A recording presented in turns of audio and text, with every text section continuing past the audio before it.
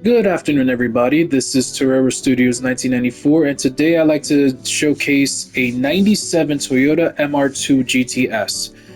A viewer left a comment on one of my YouTube videos. I believe it was for the Honda Civic Type R, and he wanted me to show a build on a Toyota MR2 for the Nürburgring.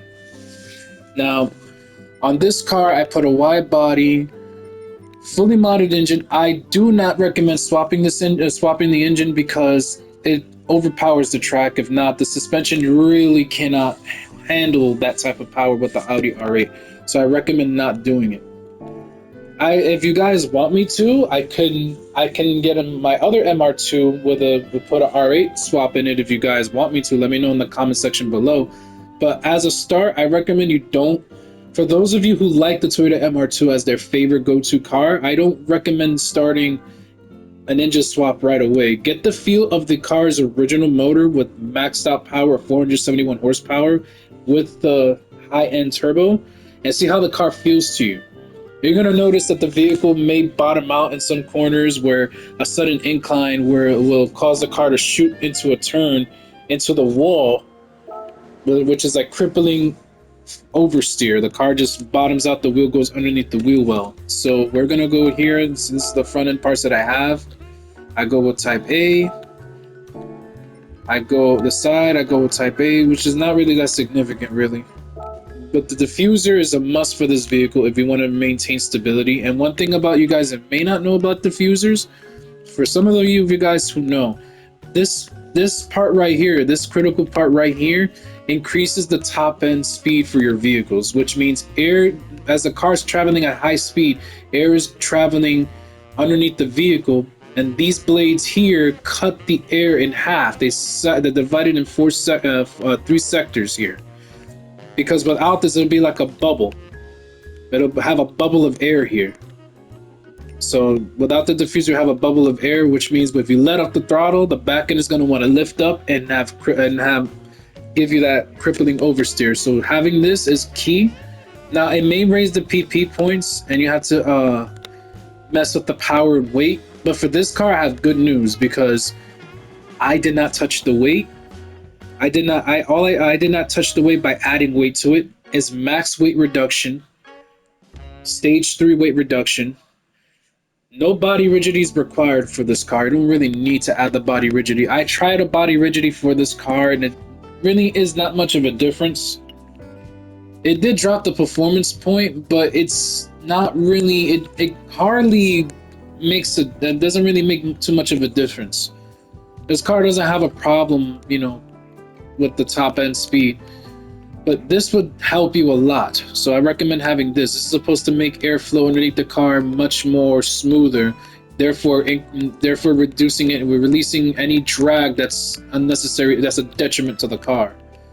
So yeah, diffusers actually do help, although they do increase the PP, but they also make, they make up for the car's handling, and they can also add up with the top speed.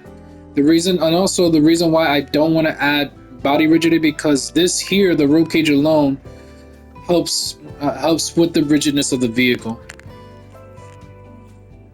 It allows flex, but controlled flex, if you get what I'm saying. So body rigidity on top of this is not really an all-time high. I go with roll cage type C because it actually does improve the handling of the vehicle just a slight better than body rigidity. This is more effective than body rigidity in my opinion. Some others may say no, body rigidity is a must, and some others say, oh no, you don't need it. I just think that this is more effective than the body rigidity, and you'd be saving money for it. So yeah, and the rims, I say go with size 19. Let me see, what size are my rims? I believe my rims are size 19. I go with offset tires, wide, no, size 18. I think it's a size 18. Yeah, size 18. That's to reduce wheel deflection, because you want to have as much stability as possible. This car can be unstable at times. And okay, time for the video.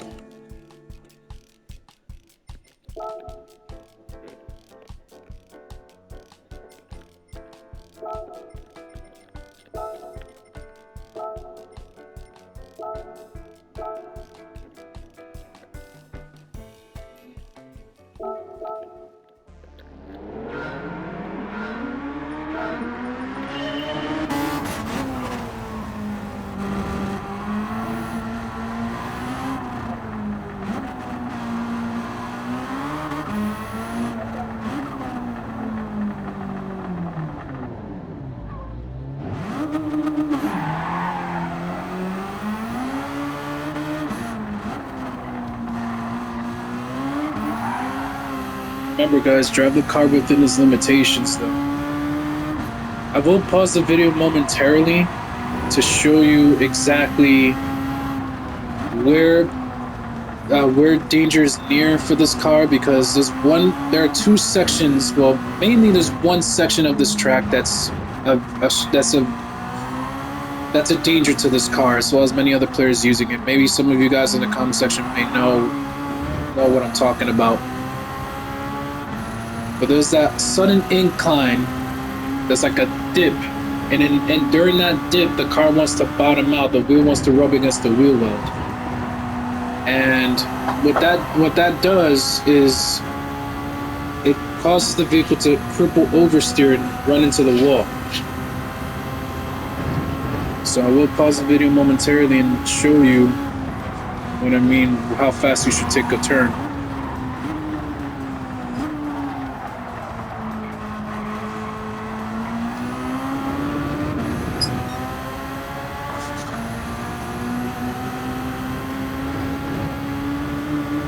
Now, this section coming up right here, I'm gonna pause it right here. This section right here is where the car would typically bottom out. Now, I recommend when you're going at this speed, when you're entering this section of the track, the recommended top speed should be 180, at least 180. Anything past 183, going 185, the car will bottom out.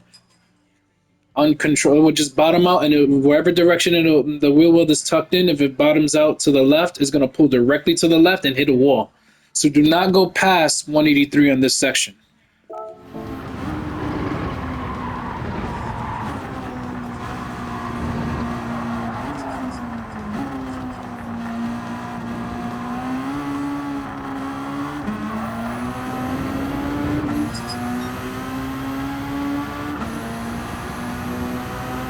Other than that, it's a very solid car.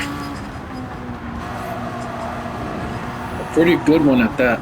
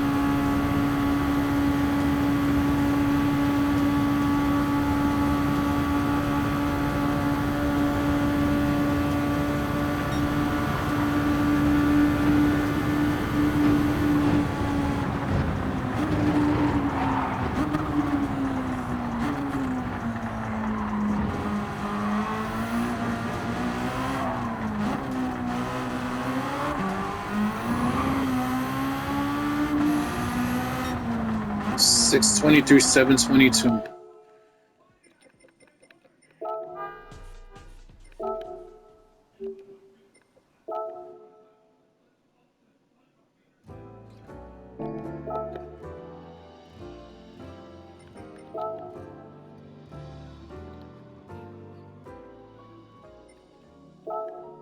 As you can see, this car has no power reduction. The vehicle has max stage weight reduction, stage 1, 2, and 3, fully modded, racing flywheel, etc., etc. No weight balance is done to it. This car is just picture perfect. It's just perfect for this type of setup. 700 pp on the dot.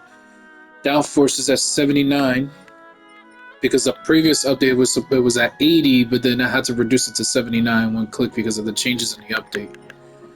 Now, the suspension setup, here's where it gets a little tricky. This vehicle here, I put the suspension at 310 in the front and 310 in the rear right here. The reason why I did this, why it's a little tight, because this vehicle doesn't have that type of racing suspension, like that type of supercar suspension like the NSX, the Ford GT, the Ferraris would typically have, mid-engine Ferraris. This car just has a regular strut and suspension like the typical Toyota Camry, just adjustable. So because it's like that, they're typically going to be standing higher. So the ride height we wanted at 125 and the rear is going to be at 150. Sway bar is going to be 10 because you want to minimize the body roll, simply because we don't really have the body rigidity to help us with that. But like then again, the body rigidity doesn't really do much, but the roll cage usually is a support for that to help that. Some things the game just doesn't tell you. Damping compression needs to be at 40. The compression in the rear has to be at 20 to have the most articulation and response to the bumps.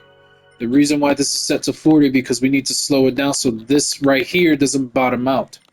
This is what is supposed to prevent it from bottoming out. The higher the compression, the slower, the more resistance. Therefore, it slows down the reaction. The reaction is very slow and minimal. So this is like minimum movement. This is almost like basically almost minimum movement, but this is to prevent the bottom end from prevent the front wheels from tucking or rubbing against the inner wheel well, causing you to swing into the turn uncontrollably, and it won't stop until you come to a complete stop when you hit that wall. So these are even, just the front has to be tighter so the car won't bottom out. Toe is at 25 for stability. Positive 1 for the positive toe in for the front, just to get the car to bite into the turn more. Initial torque is at 31, acceleration sensitivity is at 7, and brake sensitivity is at 5, which means this allows the differential to lock up a lot easier when you slow down. Also makes it easier for trail braking. You want to also reduce this to a 7 because putting this in 10 and plus, the car may have a twitchy takeoff out of the corner. So you want this to be a 7 so you have a controlled launch at every single turn.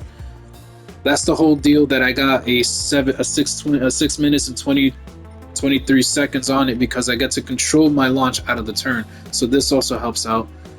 This is to increase the response. Every time you pedal the throttle, the more sensitive it is, the more responsive it is, allowing the car to have a little bit more pitch and turn every time you pedal the gas. It's just, you want the response, you want the rapid response.